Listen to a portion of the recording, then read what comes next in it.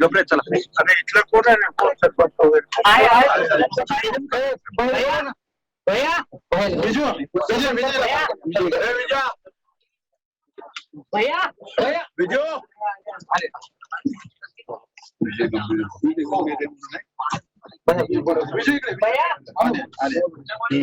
तिथं बस.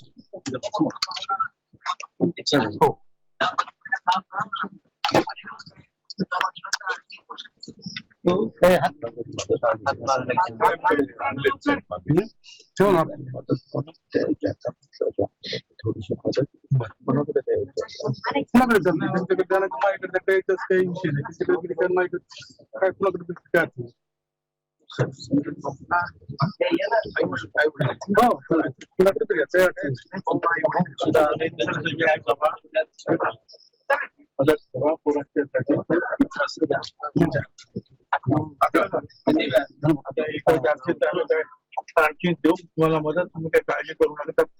आता आपलं पोरग गेलं ते काही मला काही आमचा येत नाही. पण मला जेवढं तुम्हाला करता येईल पोरांसाठी तुमच्यासाठी ते आम्ही बरं का. आणि आता रडू नका. त्या ताईला पण जरा थोडस धीर द्या म्हणून. आम्ही सगळे आहोत. आता त्यांच्याबरोबर आम्ही त्या फोनवर बोलत जाणार. काय काय माहिती असेल काय ते आहे ते आम्ही घेत जाणार. त्याप्रमाणे पण मी आता परिणाम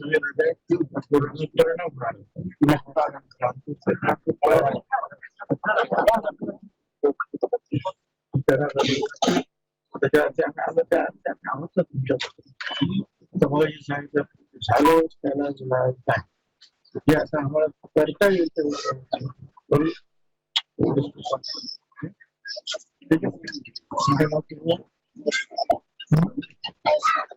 ऐश्वर्य आहे ना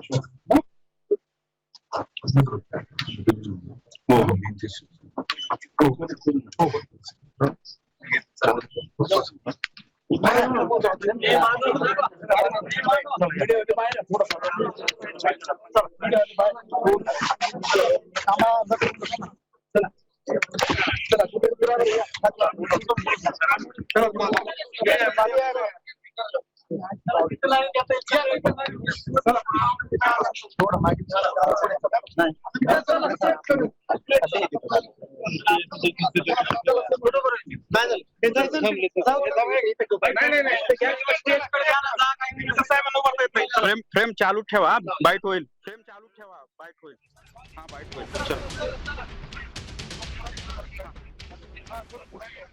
नाही सर. खलजले आणि त्यांनी भरत कराड या तरुणाच्या कुटुंबियांची भेट घेतली. आता छगन भुजबळ यांनी भरत कराड यांच्या आईशी संवाद साधला. संपूर्ण ओबीसी समाज तुमच्या सोबत आहे असा धीर त्यांनी भरत कराड यांना दिला, यांच्या कुटुंबियांना दिलाय.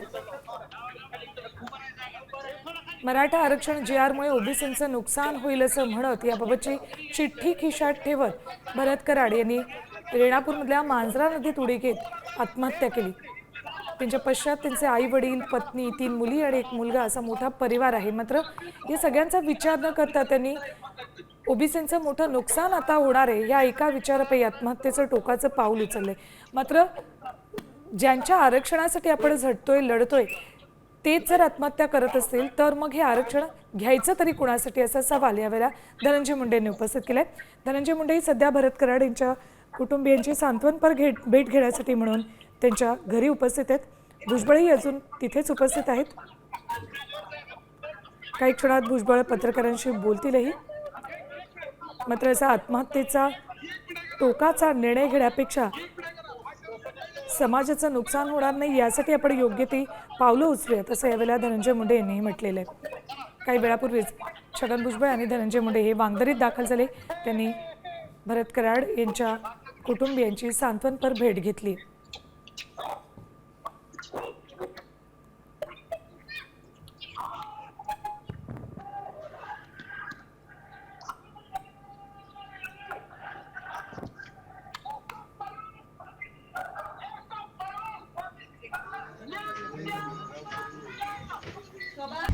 आता isakal.com आहे देशातील नंबर 1 ची मराठी न्यूज वेबसाईट. प्रत्येक अपडेटसाठी isakal.com ला नक्की भेट द्या.